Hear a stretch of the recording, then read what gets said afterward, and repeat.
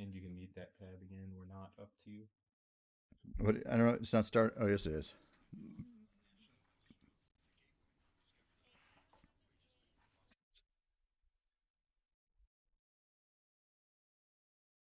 Uh huh.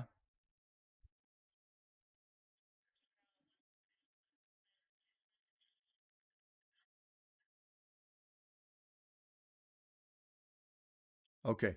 I'm just going to go ahead. Good evening, my friends.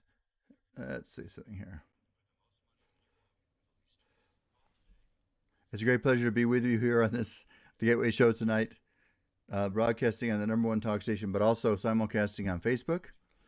Sorry that took a second to get us up and running, but it's a pleasure to be here. Hey, James, how you doing?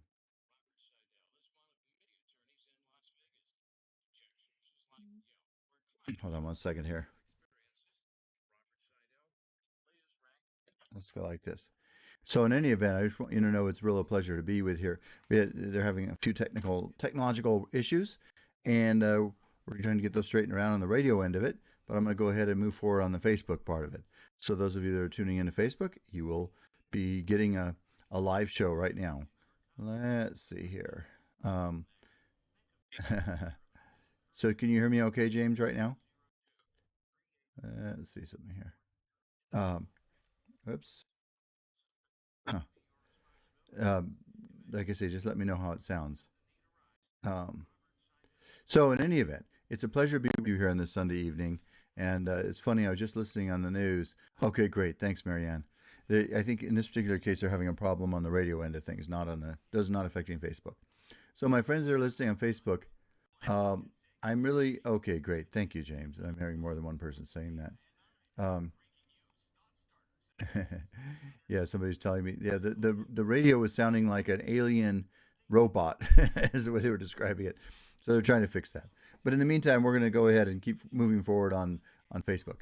So, my friends, here we are. Was it is this the third or no second Sunday? I'm trying to think it's in the new year. Okay, hold on a second. I am talking right now. How does it sound? Yep, I'm still hearing the reverb. Actually, I'm still hearing the reverb. Oh, look at that, Diane. My friend Diane is listening down in Costa Rica. That's pretty amazing. Diane, I think you know this, a long history with Costa Rica. I'll be looking forward to talking to you about it when you get back. Find out your experience with everything down there. So I'm looking. You'll have to call me when you get back into town. Uh, it's a beautiful country. Yeah, I used to go down there almost every year for many years, and we actually still have some property down there, believe it or not. But anyway, I hope you have a great time down there and enjoy yourself. And we've been having chilly weather here, so you chose a good time of year down to be down there. Although today's a little more mild, actually. But my friends, the focus I wanted to focus on tonight is just the idea that we each have, we always are at a point of, let's see here, um, we all have to choose to figure out how's the way we can have the most powerful, optimistic.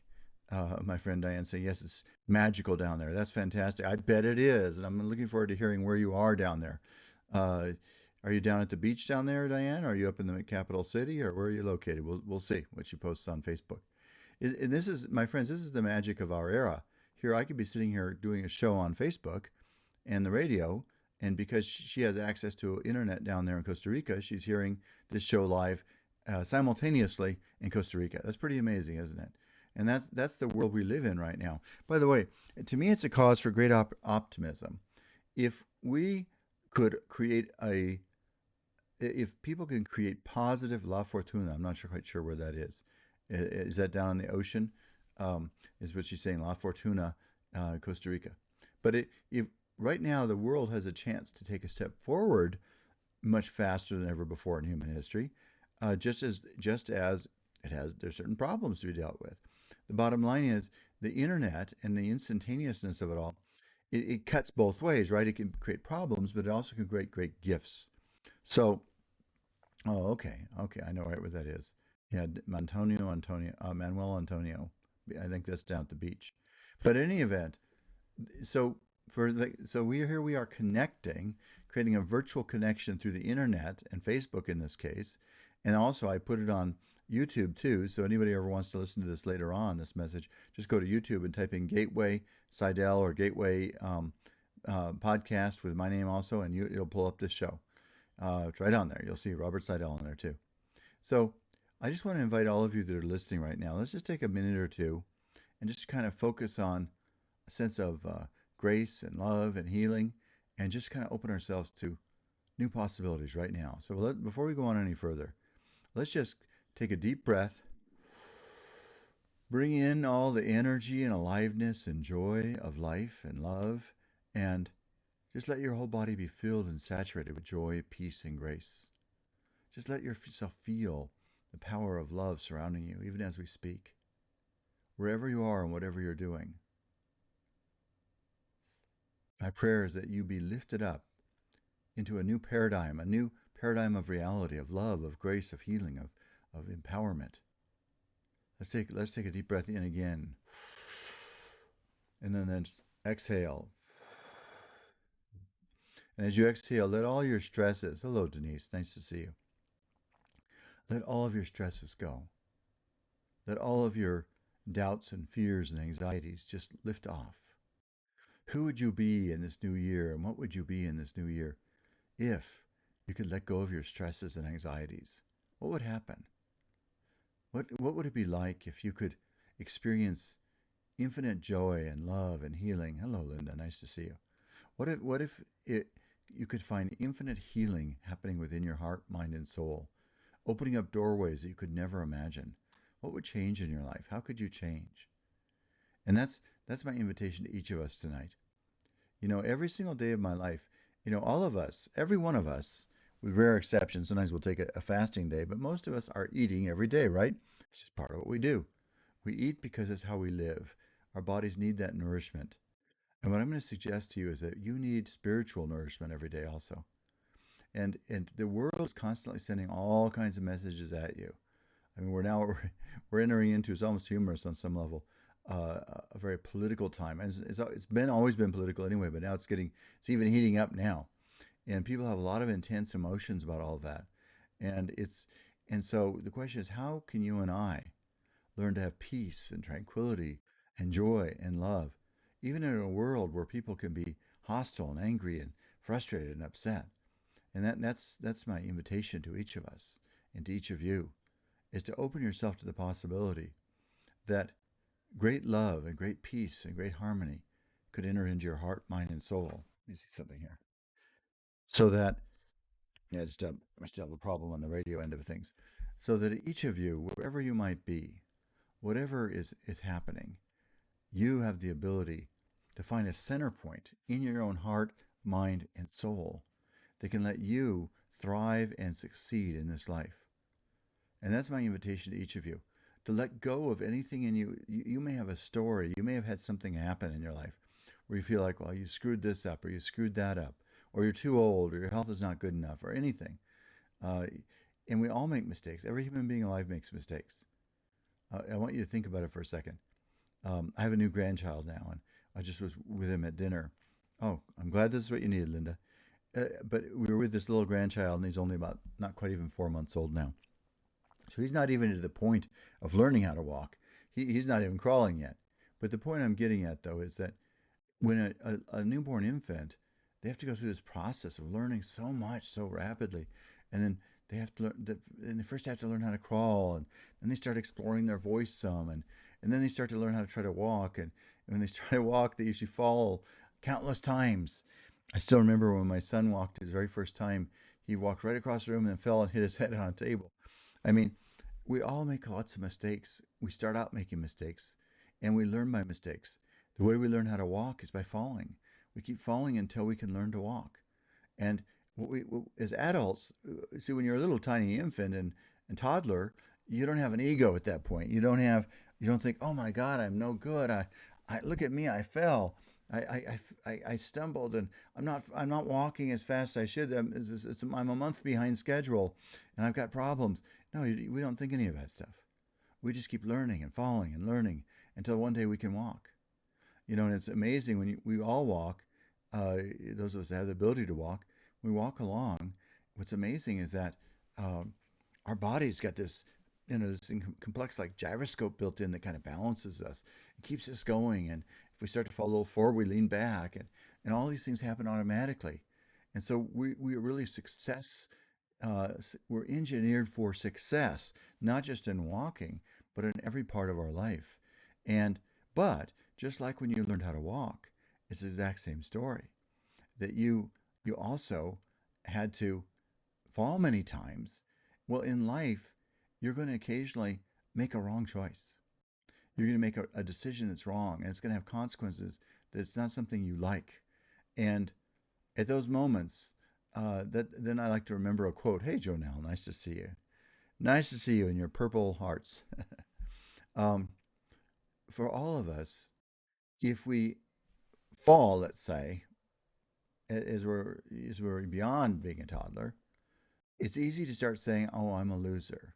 I'm a failure. I'm no good. God must not love me." I mean, could you see a little toddler falling and saying, "No, God must not love me. He let me fall." Well, no, God's letting you fall. Life lets you fall so you can learn to walk. God lets you mumble and make baby talk so you can learn to actually really talk in real language.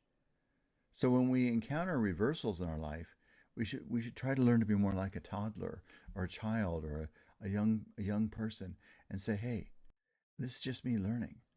That's all I am. I'm learning." So let's say you have a reversal in your life. You make some kind of mistake and you fail in some area of your life. Don't start saying, "I am a failure," because then you're identifying with failure. You're identifying with not being successful. No, don't identify with that. Just say, any more than a little child should say, "I don't know how to walk. I'm never going to know how to walk. I'm just a failure." Well, they don't do that, do they? And you've got to be like that little child. So you fall some way or another, you make a mistake somewhere. What you say is, "I made a mistake, but I am a winner. I am fearfully and wonderfully created in the image of God." Think about that. What a different way of looking at your life. So if something reverses in your life, don't identify with that and say, "Oh, I'm such a loser," or this or that. I remember there was a client I had once, and this goes back many years ago now, and every time I talk to him, he says, "I'm such an unlucky person. I'm such an unlucky person." And then one day, and I kept saying, "Don't say that. You're programming yourself to be unlucky." And then, sure enough, one day I talked to him, and his wife had left him. I mean, the problem is that he was so riveted on being unlucky that was kind of his nature. He identified with that, and we have to be careful. And let me give you an alternative example. Paul Newman. A lot of people don't know who he is now. Most of my listeners probably do. I think most of you know who Paul Newman is. If you know who Paul Newman is, say something in there on Facebook. I think you know who he is. Famous actor. But Paul Newman used to always say he was a lucky person. He had the Newman luck, he said. But for him, that meant he was very fortunate and lucky. So, you see, he turned it around. Yeah, of course you do, right, Diane? Of course you remember. I think almost everybody listening knows who Paul Newman was or is, however you want to look at it. But see, he identified with being a lucky person. And I remember I saw whole interviews with him, and he was a race car driver, and he was lucky, and his life had been spared a few times. He was lucky, and so he just made that his kind of like a mantra, the Newman luck. I think I'm going to adopt that, the Sidell luck. It's like, and by the way, I have been very fortunate. Actually, rather than luck, I like to say blessings. But no matter, and I am a very blessed person. I thank God all the time for the blessings in my life. And one of the reasons why I do this show is that I really want to share some of the blessings that God has shared with me, because I feel like if God has shared certain possibilities with me, and I just sit on it myself, well, I guess it's not bad, but I would rather share it and share as much as I can, so I can share the good fortune that's come my direction. And so what I want to say to each of you, wherever you are, that you are beings. I love these thoughts that come right from the Bible. You are fearfully and wonderfully made. And you're designed for success. You're engineered for success. I want you to think this is a true example. When you get in an airplane, like Diane and Dave flew to Costa Rica. They're down there in Costa Rica right now. Well, when they got on that airplane, most of the time it was off course. Off course. It's the same when people are going to Hawaii. When people are going to Hawaii, I've heard it said that Hawaii is a little dot in the middle of the ocean, in the Pacific Ocean. And so an airplane, if it's even 1 or 2 degrees off course, it's going to miss the island. So how do they get there? Even though they're off course so much, guess what? They got an autopilot. The course corrects the whole time. Just correct, correct, correct, correct, correct. Brings them back so they're like a homing pigeon, getting to where they need to go to, the Hawaiian Islands. So that's the way you and I have to be.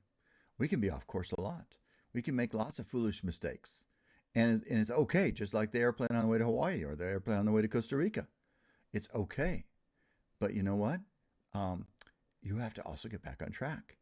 So if you see something about yourself um, that you think is hurting you some, then at that moment, or you're making, maybe you have a habit, maybe you picked it up from one of your parents or somebody else. It doesn't matter. However you got it. Suddenly you realize you see it one day. It's like, oh, I see it. I see it. And at that moment, seeing it is the first step to healing. See, for each of us, if we can be healed, if we can learn to see, and then that creates a feedback loop like the autopilot on the airplane, and it starts to bring you back on course. So hearing feedback is a gift to us. So whenever you hear something, if you can, we have defense mechanisms. We don't want to let it in sometimes. But if you find out somebody gives you some feedback and says, you might try this, you might try that, listen. That listening can heal your life, can change your life forever. I'll tell you something in my life. When I got out of law school, I interviewed with a lot of top law firms because I had very good grades and I went to a top law school. I was interviewing with, mega firms that, like you might see on TV. But at the first few places I went, I didn't get an offer. In other words, I was rejected. Well, you know what, my friends? One day, one firm, a very top firm, did not give me an offer. But most of the places when I didn't get an offer, you'd leave, they'd smile at you, and you get a letter about a week later, sorry, you don't meet our criteria or something like that. It was always a nice letter. You're great, you're wonderful, but we don't have a need for you right now. But this one place did something that changed my life. And I'll always be grateful. I don't even know the guy's name. I thanked him at the time, but he took time to tell me what worked and what did not work in my interview style. He actually took the time to tell me what people's comments were. And it wasn't like I wanted to hear this stuff. I mean, my ego was not wanting to hear it. Um, but I listened anyway. And I went home and I was kind of emotionally upset and shocked, et cetera, et cetera, et cetera. And I had this big, huge mega firm I had not gotten an offer at. And so I was feeling like a failure, a fool, et cetera, et cetera, et cetera. All the things you might imagine. But I listened to what he said. Instead of making them wrong, oh, they're a bunch of fools, what do they know, that type of thing. It'd be very easy for me to do that. We can always feed our own ego, right? We can. Isn't that true? We can always feed our own ego. Oh, what do they know? I'm much better. They don't know what they're talking about. But luckily, I didn't do that. Maybe I wanted to, but I didn't. And so then I listened and listened and listened to what he said. And guess what? I had about another 10 interviews after that. Because again, I had the good credentials. And so guess what? True story. Every single interview, I got a job offer. Every single one. I had interviews I had job offers in San Francisco. I had job offers in Los Angeles. I had job offers in all sorts of places. And all because somebody did me the favor of telling me the truth of what they felt, what they heard, and what they thought about what I was doing. And then out of that truth, okay. Um, so by the way, for those on the radio, we're going to go to a break right now on the radio. And I'm staying with you on Facebook. And so I'm going to keep moving forward on Facebook. So what a great lesson that was for me. And somebody made me a life-changing gift by telling me what I didn't really want to hear, but what I needed to hear. And just that, I think we probably talked for a half hour, I'm guessing. Maybe it was even longer, but at least a half hour.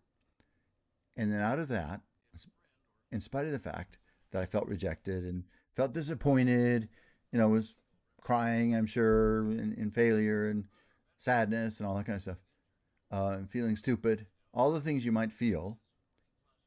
But I listened to what the guy said. And I went home thought about it, talked about it, and like I say, every single one offer afterwards. So I ended up getting an offer at a firm that represented President Reagan, and I only use him as an example. They had hundreds and hundreds of clients, but um, because it was a very famous high power law firm, and in fact, they eventually had up to like 750 people working there, a huge place. And but so not 750 attorneys at that time, but that was including support staff. But they had over 200 attorneys. This is way back in the 70s, 1970s. So because I was willing to listen, and somebody did me the kindness of talking to me, it changed my destiny. It changed my destiny. So you know what I'm going to say? Hey, Barb, it's nice to see you. For all of us, and that's one of my prayers all the time to God. For all of us, oh, thanks, Marianne. Um, if we can listen, um, it can change our lives. It's the things we don't want to hear that's going to change us.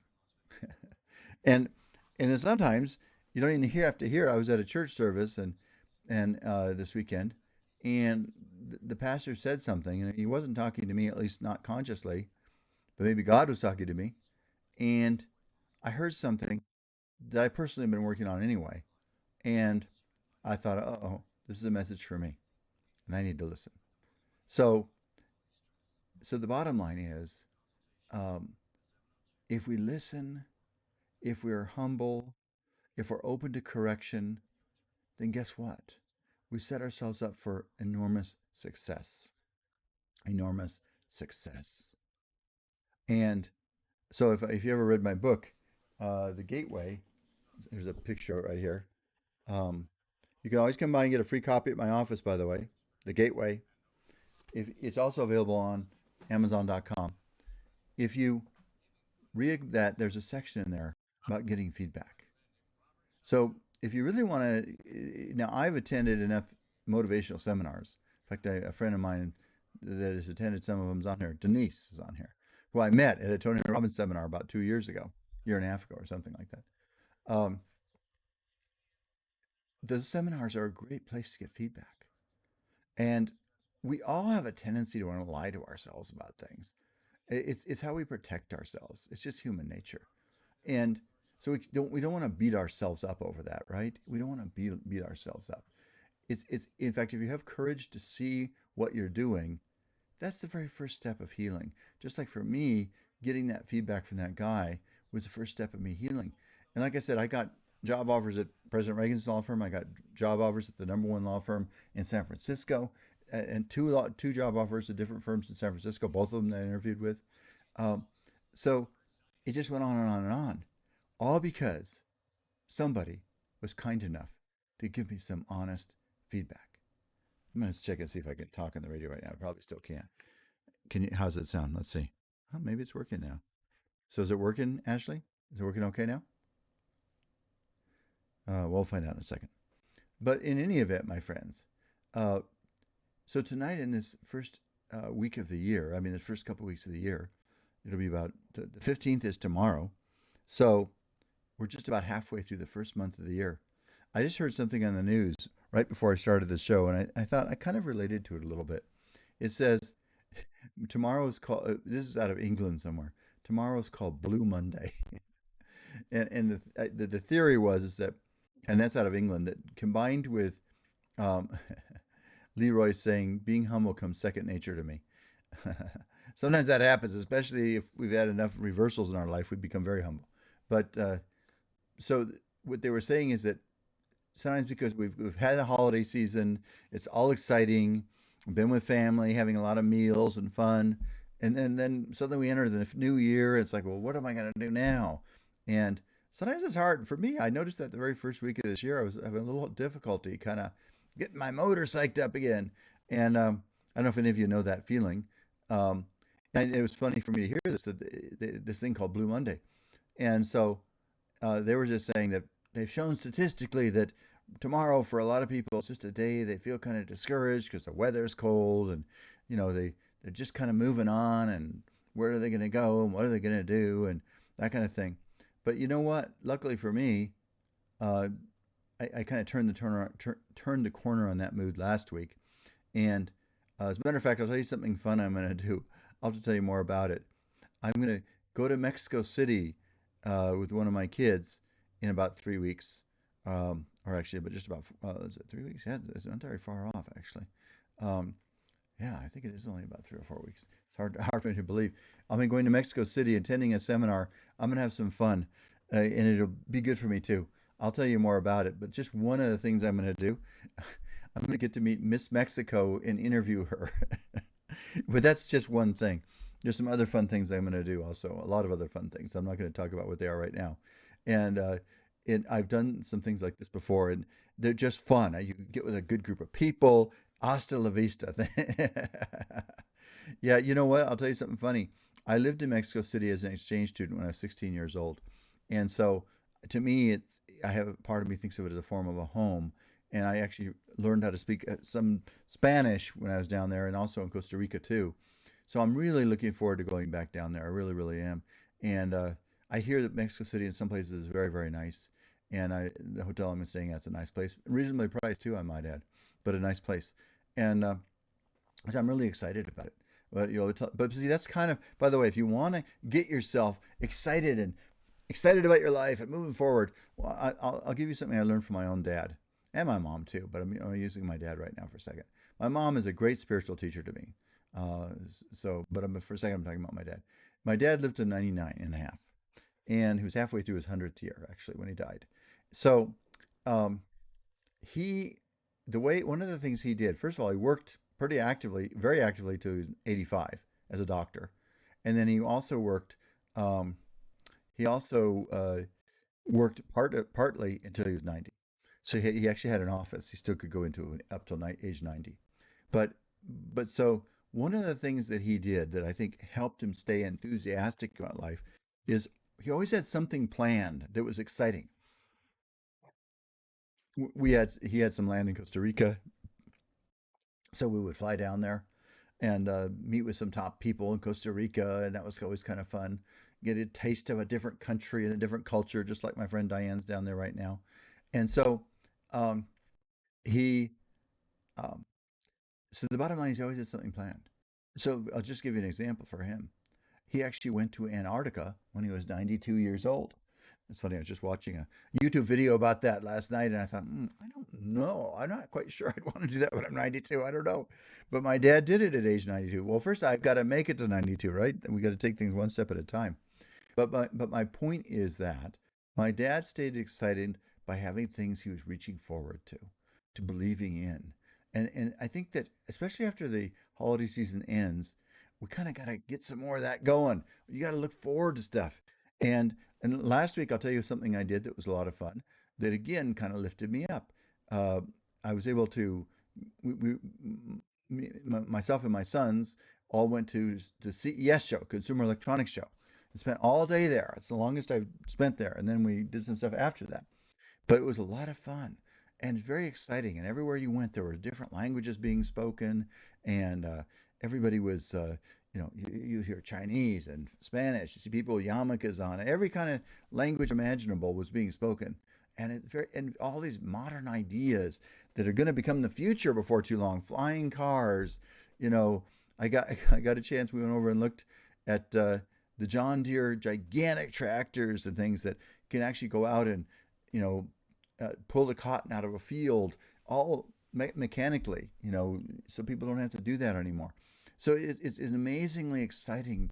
So that was a very that's kind of how for me it's like, oh, that's something exciting. I get to do that. And I went in the tunnel, the Tesla pit that Elon Musk built from one part of the convention center to the other.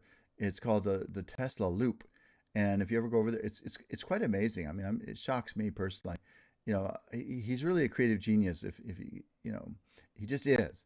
And so what they do is they have a line of Tesla Model 3s or Model X's, whatever, and they just have a line that you just wait, climb in, and you drive this tunnel, which takes you all the way across, Paradise Boulevard to another part of the convention center, and it just takes you 2 or 3 minutes, and you're in this tunnel that they bored right underground, and it's got colored lights on the side of it, and it's just, so I did all these things on Tuesday with my family, and then we went and did a tour of the new hotel, um, the that's what's the name of it.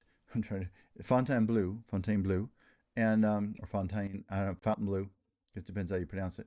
And went and toured that, saw what that looked like, and did all those things on Tuesday.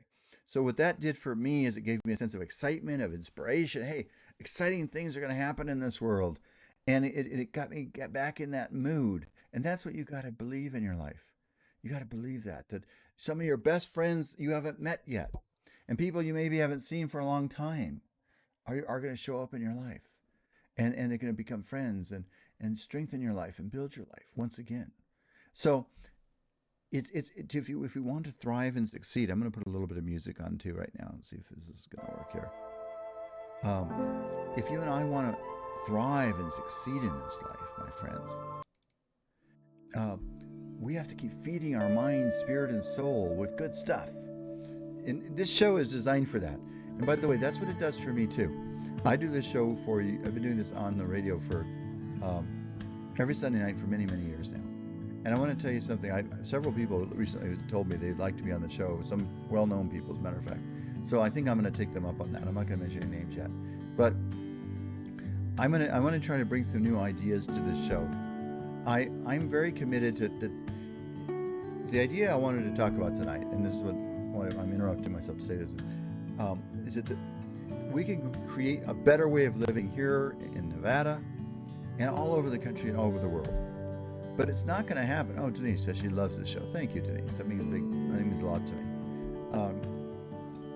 You never, by the way, Denise, I want to interrupt myself again. You never know, Denise, when you're doing a show like this, when you're saying something can make a difference to somebody. And I've learned that by now. I've at least had I have had more than one person tell me. One lady tuned in one night during the Super Bowl. I had a show during the Super Bowl one time. I figured nobody'd be listening, but I was having fun doing the show. And then I got an email from this lady, and she says, "You don't know this, but I started listening to your show. But before I was listening to your show," she goes, "I was actually considering committing suicide." That's what she told me. I was thinking of taking my own life. She goes, "But I started listening to your show," and she says, "Suddenly it gave me hope again." And so she didn't commit suicide. And as a matter of fact, she was a law student. I never met her or anything. But the point I'm getting at is I didn't know she was out there listening until she sent me that email afterwards. And so we never know when we're saying something that might make a difference to somebody. And it's just like sometimes people say things to us that lifts us up. That's why I like to give out my little card. I always have a lot of fun with this. You've seen me, my Expect a Miracle card. I give this out a lot, as much as I can, to people. And I'm sure some people may wonder this or wonder that about it.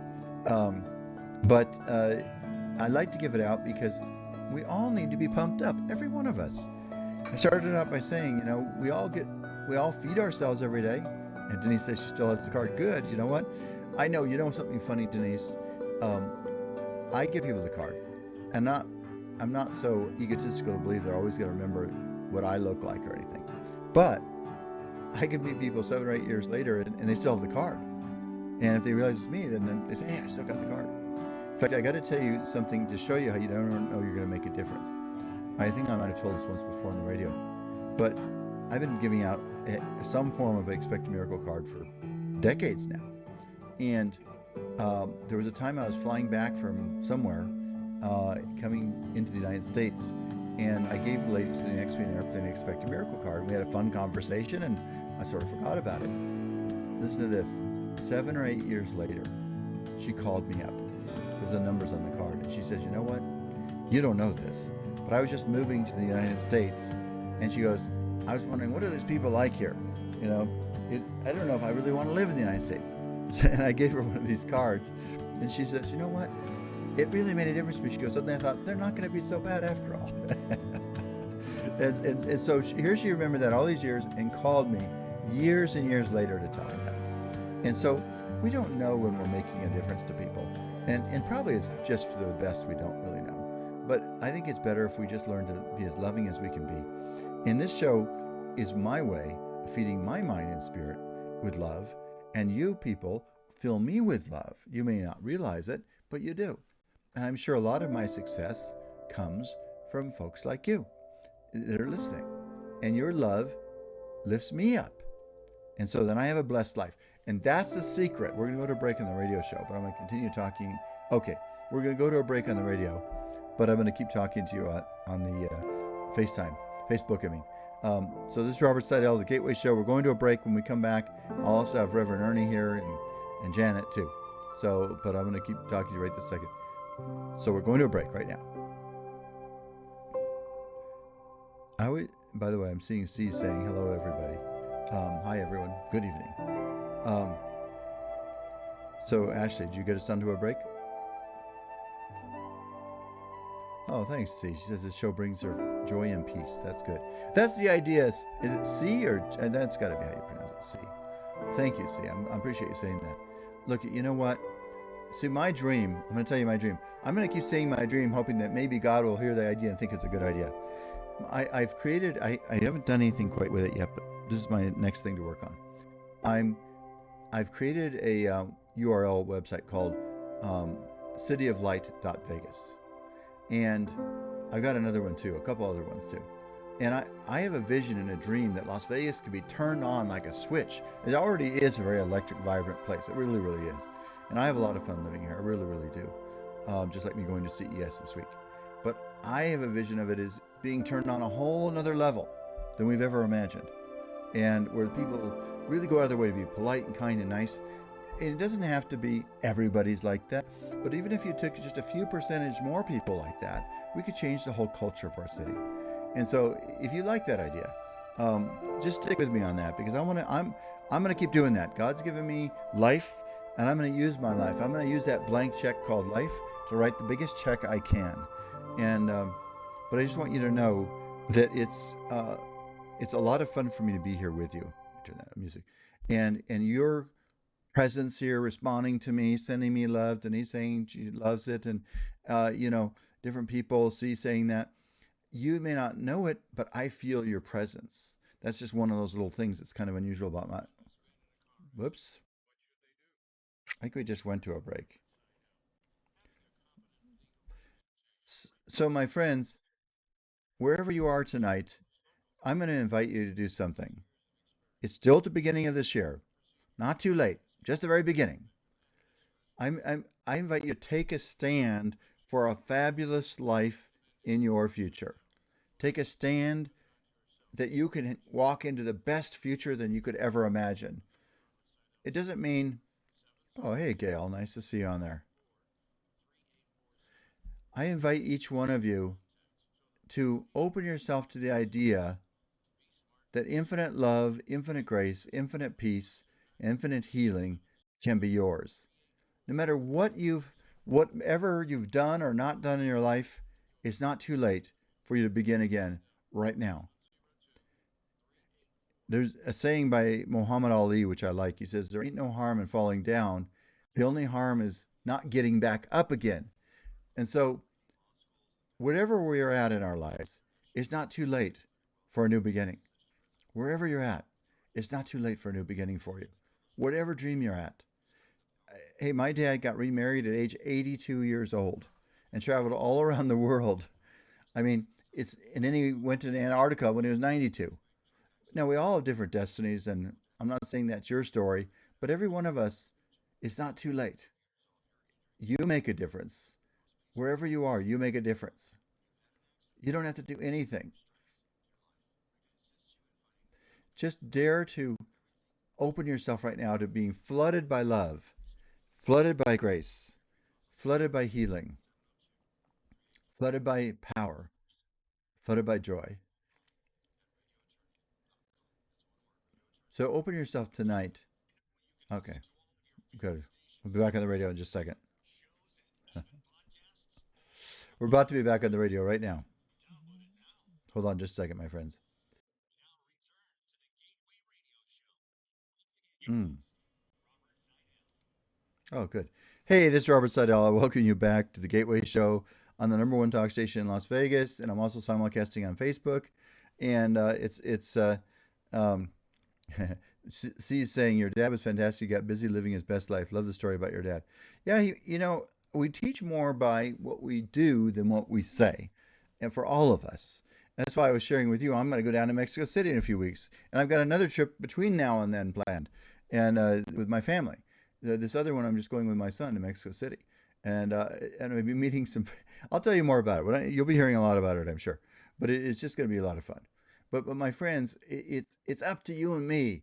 There was one of my people that I considered a mentor who I actually did get a chance to meet was Robert Schuller. Some of you may remember him. He was the number one television televangelist for many years, and he actually was the first one to be broadcast over in the communist countries, and he made a huge difference. Very, very positive guy.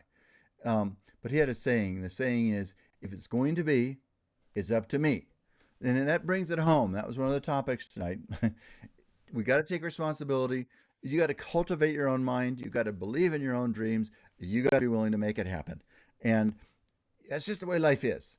But it's up to us. You got to find something that excites you and dig in and believe and then start inspiring the people around you. Next thing you know, life's going to seem like a fantastic adventure to you. All right. Reverend Ernie, how are you doing tonight? Hi, Robert. Doing wonderful. Thank you. So what do you have to, I guess I haven't seen Janet on there. I was hoping she'd be on there, but maybe she isn't. But that's fine. What do you have to share with us tonight, Ernie? All right. Thank you, Robert. The prayer today is about learning to shift from victim to master consciousness. Dear Lord, we are grateful and thankful for this blessed day. Thank you for granting us to look deep into our hearts and minds and bring out the awareness within each of us. Guide us to learn to shift from victim to master consciousness, improve our awareness and acceptance of others. Lord, grant us to be in awareness of your divinity in each one of us and blended with each of our abilities, creativities, and all the available resources to live on the path of love, the high road to happiness, and to set aside our differences. We pray that we go deep into our soul and bring out the Christ consciousness from within, which is love, joy, happiness, prosperity, kindness, compassion, and faith in God. Guide each one of us to spread the Christ attributes and create heaven on earth. And so it is. Amen. Hey, thank you, Ernie. As usual, that's a beautiful, beautiful prayer and sentiment. And by the way, I might add for anybody listening right now on the radio or anywhere else, if you ever want to hear all this, including Ernie's prayer, this is being recorded on Facebook. You can go onto Facebook and listen.